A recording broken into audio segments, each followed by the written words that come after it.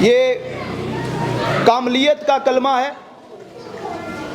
اور اس کا جو حوالہ ہے وہ مقدس لوکا کی انجیل، اس کا 23واں باب اور اس کی 44 آیت سے ہم دیکھیں گے۔ لکھا ہے، پھر دوپہر کے قریب سے تیسرے پہر تک تمام ملک میں اندھیرا چھایا رہا اور سورج کی روشنی جاتی رہی اور مقدس کا پردہ بیچ سے پھٹ گیا۔ پھر یسوع نے بڑی آواز سے پکار کر کہا، اے باپ، میں اپنی روح تیرے ہاتھوں میں سونپتا ہوں، اور یہ کہہ کر دم دے دیا۔ ہم نے پچھلے جو کلمات دیکھے ہیں، پہلے سے جو تیسرا کلمہ ہے اس میں روشنی ہے، لیکن چوتھے سے 7ویں کلمے کے دوران روشنی کیا ہو گئی ہے؟ جاتی رہی ہے۔ اور اگر آپ کو یاد ہو، یہ بڑی عجیب بات ہے، جب یسوع مسیح پیدا ہوئے تو جب ان کی پیدائش ہوئی تو تاریکی میں نور چمکا، لیکن جب نجات کا کام ہو رہا ہے، جب کفارے کا کام ہو رہا ہے، تو روشنی کے اندر دوپہر کے عالم میں تاریکی چھا گئی ہے۔ ہاللویا۔ اور یہ سامنا کر رہا ہے، لڑائی ہو رہی ہے روحانی فوجوں سے، شیطان کی قوتوں سے، اور جب لڑائی ہو رہی ہے تو جیتا کون ہے؟ آپ کا اور میرا، آپ کا اور میرا یسوع جیتا ہے۔ اب یسوع نے فتح پائی ہے، اور یہ جو فتح ہے یہ نور کی فتح ہے۔ ہاللویا۔ اور لکھا ہے، اور ایک اور کام ہونا شروع ہو گئے ہیں۔ اگر آپ 27 باب کو دیکھیں گے تو لکھا ہے متی 27 باب کو کہ ہیکل کا پردہ، مقدس کا پردہ جو تھا وہ کیا ہو گیا؟ نیچے سے اوپر نہیں پھٹا بلکہ اوپر سے نیچے کو۔ تو خدا جو ہے وہ آپ کی نجات کا کام کر رہا ہے۔ وہ جو جدائی گناہ کے سبب سے ہماری زندگیوں میں آ چکی تھی، خدا سے دور ہو چکے تھے، تو خدا خود مجسم ہوا تاکہ وہ جدائی کو کمپلیٹ کرے، ختم کرے ہماری زندگیوں میں سے، اور اس کے محل کھانے سے ہمیں شفا پائی، اس کے خون کھانے سے ہمیں شفا پائی ہے۔ اور وہ پردہ نیچے سے اوپر نہیں بلکہ اوپر سے نیچے بٹا، اور یہ صرف پردہ نہیں بٹا بلکہ لکھا ہے متی 27 باب کے اندر کہ زمین لرز گئی۔ کیا ہوا؟ زمین لرز گئی، قبریں پھٹ گئی، مردے قبروں میں سے کیا ہو گئے؟ فتح یابی کا نعرہ ہے، ہاللویا، کامل نعرہ ہے۔ مردے کیا ہوئے؟ قبر میں سے۔ اب لیکن وہ جلالی نہیں تھے جو قبروں سے باہر آئے، وہ فانی بدن کے اندر آئے۔ جلالی بدن کس کا ہے؟ یسوع مسیح کا جلالی بدن ہے۔ وہ کسی قید کے اندر نہیں ہے۔ جو جلالی بدن ہوتا ہے، جو آسمانی بدن ہوتا ہے، وہ کسی قید کے اندر نہیں ہوتا۔ یہ جو مردے نکلے ہیں باہر، یہ قید کے اندر ہے، یہ فانی بدن کے اندر نکلے ہیں باہر۔ لیکن یسوع مسیح جی اٹھنے والوں میں کون ہے؟ کیا ہے؟ پہلوٹھا ہے وہ، اور وہ پہلوٹھا جو ہے وہ ہے آسمانی بدن، وہ ہے جلالی بدن۔ اب مردے جو ہیں جب وہ صلیب کے اوپر ہے، اور صلیب پر کیا کہہ رہا ہے؟ اے باپ، میں اپنی روح تیرے ہاتھوں میں سونپتا ہوں۔ تو سونپ رہا ہے۔ اگر آپ استفنس کی موت کو دیکھیں گے، جب استفنس، مقدس استفنس شہادت دے رہے تھے، تو وہ جب شہادت کے عین مقام پر ہے تو وہ کہتے ہیں، اے خدا، میری روح کو اپنے حضور میں قبول کر۔ یسوع کیا کہہ رہے ہیں؟ میں اپنی روح تیرے ہاتھوں میں، لیکن وہ کہتے ہیں کہ میری روح کو اپنے حضور میں کیا کر؟ قبول کر۔ اب یوحنا، مقدس یوحنا کے شاگرد پولیکارپ، جب ان کو شہید کیا گیا تو ان کی شہادت کے دوران بھی اس نے یہی فرمایا کہ اے خدا، میری روح کو اپنے حضور میں کیا کر؟ سارے بولیں گے کیا انہوں نے بولا؟ کہ میری روح کو اپنے حضور میں کیا کر؟ لیکن یسوع مسیح فرما رہے ہیں کہ میں اپنی روح تیرے ہاتھوں میں کیا کرتا ہوں؟ سونپ رہے ہیں۔ وہ تو مرنے کے لیے پیدا ہوئے تھے، زندہ رہنے کے لیے نہیں، لیکن جو پولیکارپ ہے، جو استفنس ہے، وہ زندہ رہنے کے لیے پیدا ہوئے تھے۔ ہاللویا۔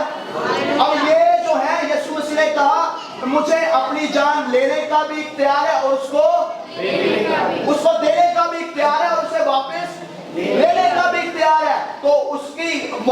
اس کے واقعہ نہیں ہو رہی بلکہ وہ اپنی جان رضا کرانہ طور پر دے رہے ہیں. کس کے لیے؟ ہمارے لیے. کس کے لیے دے رہے ہیں؟ لگتا ہے گرمی زیادہ ہو گئی. کس کے لیے دے رہے ہیں؟ ہمارے لیے.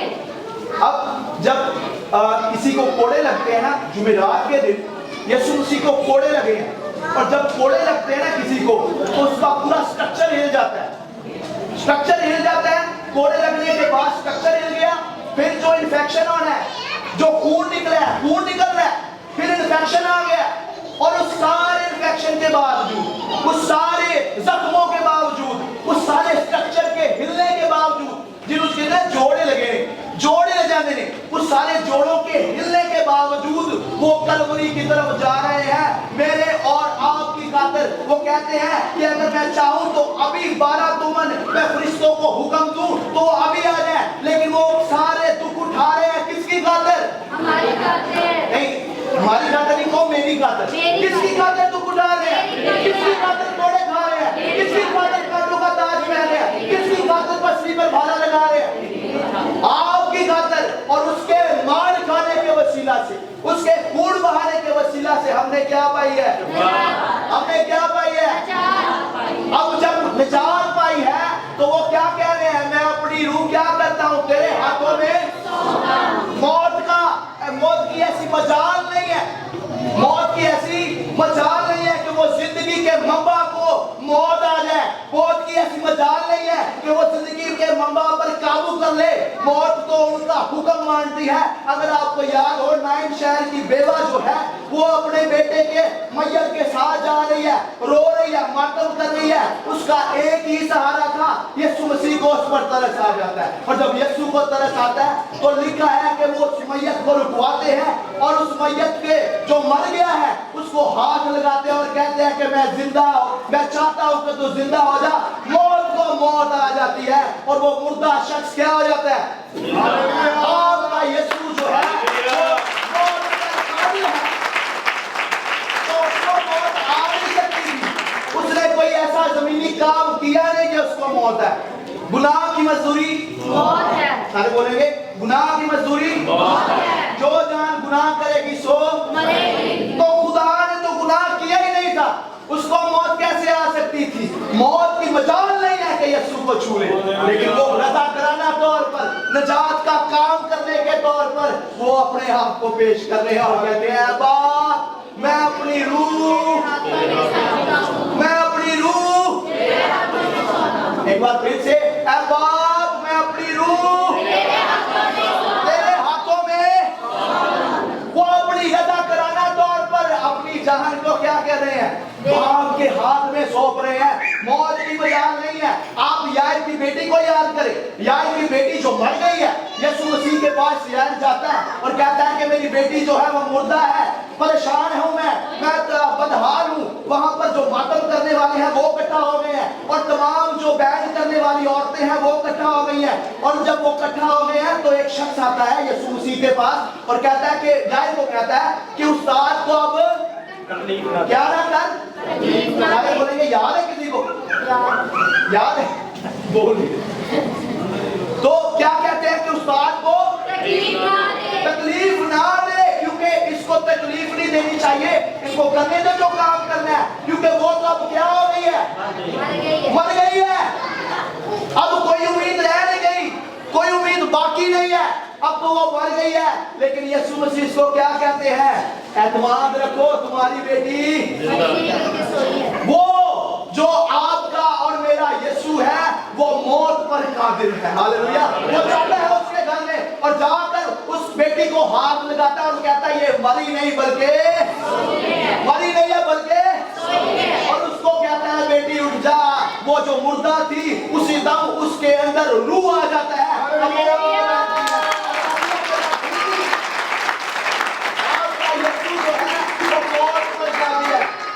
لیکن وہ دکھ اٹھا رہا ہے کس کی خاطر؟ میری خاطر. وہ کانٹوں کا تاج پہنے ہوئے ہیں کس کی خاطر؟ میری خاطر. آپ کو پچھلی رات آپ نے دیکھا کہ آخری فسح تھا اور آخری فسح کے دوران جو ہے ہم نے کھانا کھایا لیکن کھانے کے بعد جو تھا وہ ہم نے ذکر بھی نہیں کیا. کھانے کے بعد ان کو پکڑ لیا گیا ان کو مارا گیا. ان ان کے کپڑے کو جو تھے ان کو کنویں میں ڈالا گیا, ان کو ذلیل کیا گیا, ان کی داڑھی کو نوچا گیا, ان پر ظلم, ان کو نہ صرف جسمانی طور پر بلکہ نفسیاتی طور پر ان کو ذلیل کیا گیا, ان کو ٹارچر کیا گیا. لیکن وہ سب کس کی خاطر سہ رہے تھے؟ ہم بعض اوقات ہوتا یہ ہے کہ ہم کیجولی کہنا شروع کر دیتے ہیں کہ مسیح نے میری خاطر جان دی ہے, لیکن ہم اس کو محسوس ہی نہیں کرتے. ہم نے باتوں کو اتنا زیادہ ریپیٹ کر لیا ہے کہ اس کا اثر ہماری زندگی میں سے جاتا رہ رہا ہے. ہم نے بڑا اس کو کیجول سمجھ لیا, لیکن اس نے جو کوڑے کھائے وہ اصلی تھے, اس کی جو بے عزتی ہوئی وہ اصلی تھی, اس نے جو کانٹوں کا تاج پہنا وہ کیا تھا؟ اصلی تھا. اور وہ کس لیے تھا؟ کن کی خاطر تھا؟ کوئی اتنے موجود ہے, کن کی خاطر تھا؟ آپ کے لیے تھا, میرے لیے تھا. اور یسوع مسیح پھر بھی ان کے پاس اختیار ہے.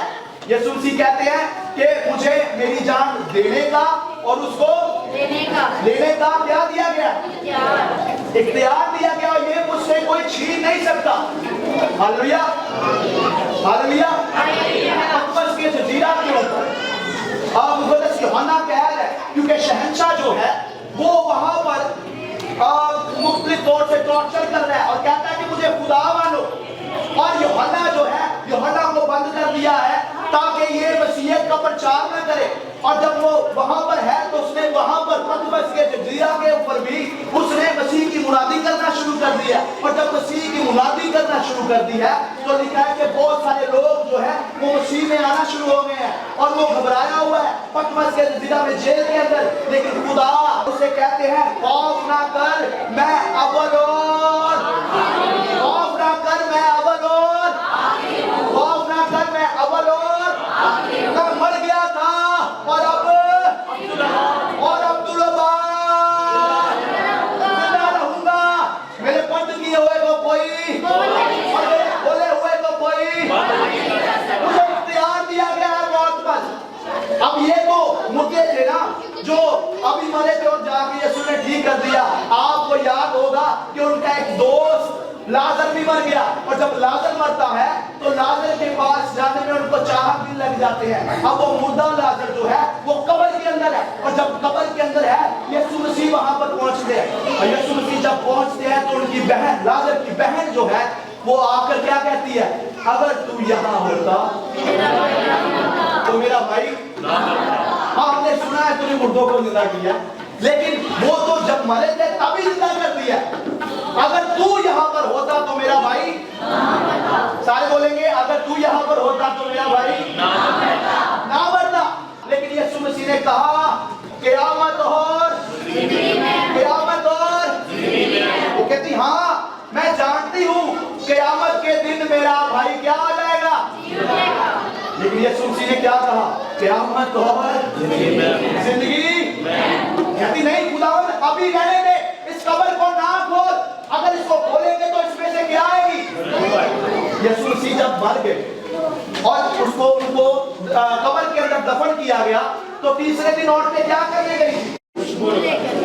خوشبو لے کر گئی تھی. اب یہ جو اس کی بہنیں ہیں یہ بھی کیا کرنے گئی ہوں گی؟ وہ ایسا مردہ جس میں سے بدبو آ رہی ہے, اس کے گلنے سڑنے کا عمل شروع ہو گیا ہے, اور وہ اس کے کوئی ممکن نہیں ہے, ناممکن حالات ہو گئے ہیں, اور موت نے اس کو پورے طور پر گرفت میں لے لیا.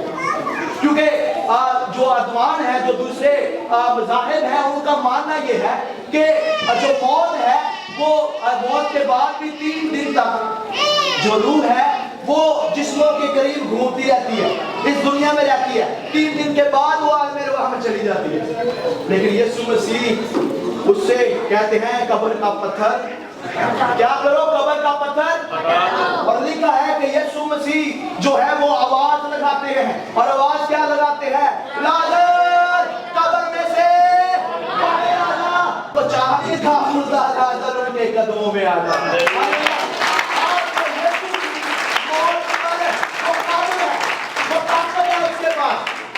اور جو دوسروں کو زندہ کر سکتا ہے کیا وہ اپنے آپ کو نہیں بچا سکتا ہے؟ کیا موت اس سے جیت سکتی ہے؟ لیکن وہ رضا کرانا تو रजा कराना तौर पर अपनी जान दे रहा है, किसकी खातिर? मेरी खातिर। उसने जो कांटों का ताज पहना है वो किसकी खातिर है? मेरी खातिर। आप जरा सोचें, अगर उसने आपकी खातिर कोई थोड़ा सहन कर देना, कोई थोड़े पैसे दे दे, तुसी मुर्दे नहीं हो। उसने आपकी जिंदगी बचाई है, उसने जो मार खाई है वो आपकी खातिर थी। कांटों का ताज पहना, मेरी खातिर। पसली पर भाला लगा, मेरी खातिर। मौत उससे जीत नहीं सकती। वो तो मौत नहीं बल्कि जिंदगी का बादशाह। हालेलुया। जहां पर जाता है जिंदगी बांटता चला जाता है, तो मौत उससे आगे नहीं हो सकती। जिंदगी देने वाला, जिंदगी का मंबा यीशु मसीह ने बड़े बड़े दावे किए हैं, और उन दावों में सबसे ज्यादा जो बेहतरीन दावा था वो ये था, राह, हक और क़यामत और जिंदगी, क़यामत और जिंदगी, जिंदगी की रोटी, जिंदगी का पानी।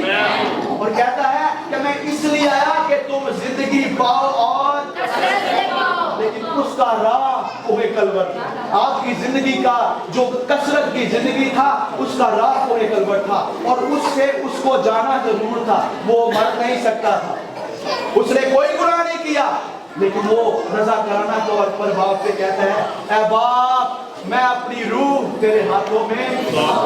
लिखा है कि उसी टाइम उसका दम निकल गया। वो जो मार खाई, वो जो कोड़े खाए, वो जो उसने पसली में भाला लगाया, वो आपकी खातिर है। आज हम याद कर रहे हैं उस सारे गमों को, हम याद कर रहे हैं उस सारी बातों को जो उसने हमारे लिए की। लेकिन क्या आपने कभी सोचा है कि वो मेरे लिए था? कि चलो सारे कहते हैं असली मान लेंगे, क्या वो आपके लिए था? क्या आप उसको शख्सी तौर पर मानते हैं कि वो आपके लिए था? क्या आप शख्सी तौर पर उसको थैंक्स करते हैं? क्या शुक्रिया का कभी अल्फाज भी मुंह से निकले, या सिर्फ रस्मी तौर पर आगे और वो सारा काम कर लिया जो सारे करते हैं?